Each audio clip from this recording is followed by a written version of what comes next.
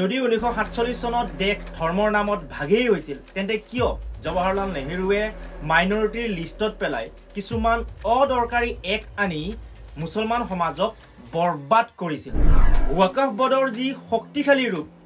সেই ৰূপ কেৱল দুই এজন ব্যক্তিয়ে লাভ কৰিছিল নে সকলো মুছলমান সমাজে লাভ কৰিছিল কিয় 1975 চনত ইন্দিৰা গান্ধীয়ে ভাৰতবৰ্ষত ইমাৰ্জেন্সি লগাব লগা হ'ল কিয় তাৰ পাছতেই সংবিধানৰ আত্মাস্বৰূপ প্ৰস্তাৱনা তথা প্ৰিএম্বলত নতুন শব্দ সুমাব লগা হ'ল কিয় কংগ্ৰেছে ওয়াকফ বৰ্ডক বাৰে বাৰে সংশোধন কৰি সংবিধানৰ পৰাই আঁতৰ কৰি এক শক্তিশালী ৰূপ দিছিল নমস্কাৰ মই সংগত চহৰীয়া ইয়াত যিবোৰ তথ্য মই উল্লেখ কৰিছো সকলোবোৰ তথ্য গভৰ্ণমেণ্ট ডাটাৰ পৰা আৰু বিশিষ্ট ব্যক্তিৰ সাক্ষাৎকাৰৰ পৰা তুলি ধৰিছো হয়তো কোনোবাই মানিব হয়তো কোনোবাই নামানে ইয়াত কোনো সমস্যা নাই সমস্যা এইটো যে কোনোৱে বুজিও নুবুজাৰ দৰে নাথাকিব কাৰণ দেশতকৈ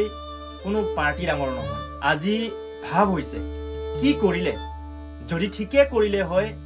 আজিৰ ভাৰত আন ৰূপত দেখা গ'ল সাগে বৰ্তমান সংবিধানত যি আছে তাত মোৰ কোনো সমস্যা নাই কোনো দ্বিমত নাই সাগে সৰুৰ পৰা পোৱা বাবে সকলোবোৰ ঠিক ইতিহাসৰ পাতত ভাৰতবৰ্ষত কিছুমান লুকাই থকা কলম আৰু সেই কলমবোৰ হৈছে তথ্য 1 ভাৰতৰ ৰাষ্ট্ৰীয় ভাষা কি বাৰু আমি সকলোৱে জানো হিন্দী কিন্তু ভাৰতৰ ৰাষ্ট্ৰীয় ভাষা সংস্কৃত হ'ল কিয়নো ডক্টৰ বি.আৰ. আম্বেদকাৰে ভাৰতৰ ৰাষ্ট্ৰীয় ভাষা সংস্কৃত হ'ব লাগে বুলি সংসদত প্ৰস্তাৱ দিছিল আৰু সেই প্ৰস্তাৱ নাকচ কোনে কৰিছিল ভাৰতৰ প্ৰথম প্ৰধানমন্ত্ৰী জৱাহৰলাল নেহৰুৱে এইটোও ক'ব বিচাৰোঁ যে মই ভাৰতৰ ৰাষ্ট্ৰীয় ভাষা হিন্দী তাত কোনো সমস্যা নাই কিন্তু মই ক'ব বিচাৰিছোঁ যে ভাৰতৰ ৰাষ্ট্ৰীয় ভাষা সংস্কৃত হ'ল হয় তথ্য 2 ভাৰতৰ জাতীয় পতাকা আমি সকলোৱে সন্মান কৰোঁ সকলোৱে শ্ৰদ্ধা কৰোঁ সকলোৱে নমন কৰোঁ কিন্তু যেতিয়া সংবিধান ৰচি আছিলে সেই সময়তে আমাৰ যি জাতীয় পতাকা সেইখনৰ ডিজাইন হৈ আছিলে আৰু সেই সময়ত আমাৰ জাতীয় পতাকাৰ ডিজাইন এনেকুৱা আছিলে যে গেৰুৱা কালাৰৰ আছিলে আৰু ভিতৰত ওম আছিলে আৰু সেই পতাকাখন নাকচ কৰিছিল তাৰ পিছত আকৌ গেৰুৱা ৰঙৰ আছিলে মাজত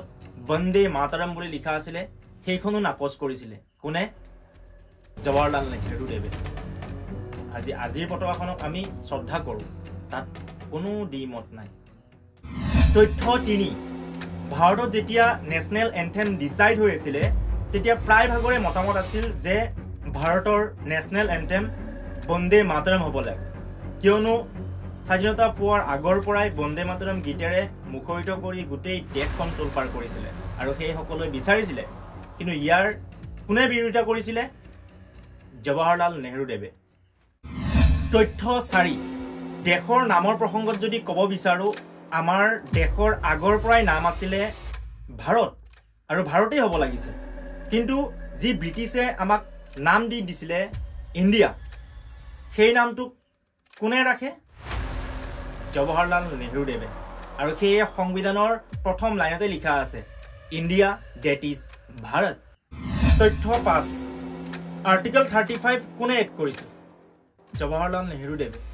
যাৰ ফলত ভাৰতৰ যি সংখ্যাগৰিষ্ঠ লোক কাশ্মীৰত থাৰ্ড ক্লাছ চিটিজেন হ'ল তথ্য 6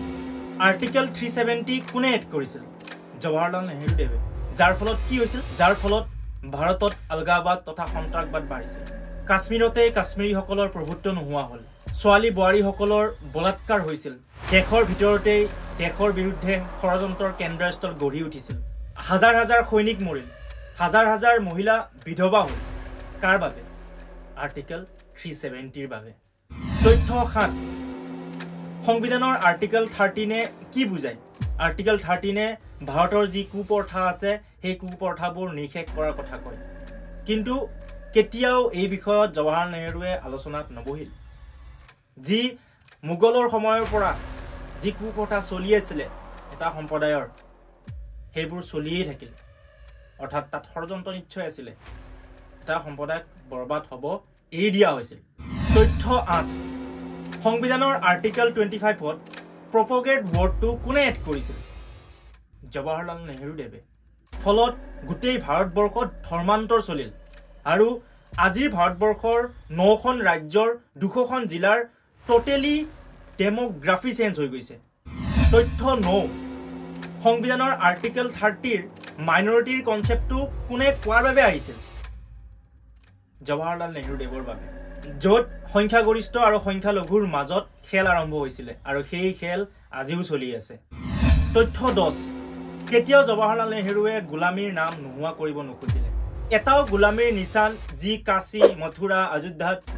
ঠাই অঞ্চলবোৰৰ নামবোৰ প্ৰথমে মুগলে তাৰ পিছত ইংৰাজে দিছিল তাক ৰেজিষ্টাৰ কৰিব নোখোজিলে হয়তো কৰবাত আজিও চলি আছে এইবোৰ নাম নেহৰুৰ পৰিয়ালে গোলামীৰ যি কুপ্ৰথা এটাও শেষ কৰিব চেষ্টা নকৰিলে যদি আপোনালোকে ইয়ালৈ চাই আছে অশেষ ধন্যবাদ আশা কৰিছো এটা কমেন্টৰ নিকা আদৰ্শৰে আগবাঢ়ি অহা এই চেনেলটোৰ জৰিয়তে যদি আপোনালোকে অলপ হ'লে উপকৃত হৈছে তেনেহলে আমাৰ চেনেলটো সাবস্ক্ৰাইব কৰিব নাপাহৰিব আৰু যদি ফেসবুকত চাই আছে ফলো কৰি থব এই ভিডিঅ'ৰ নেক্সট পাৰ্টত লগ পোৱাৰ আশাৰে ধন্যবাদ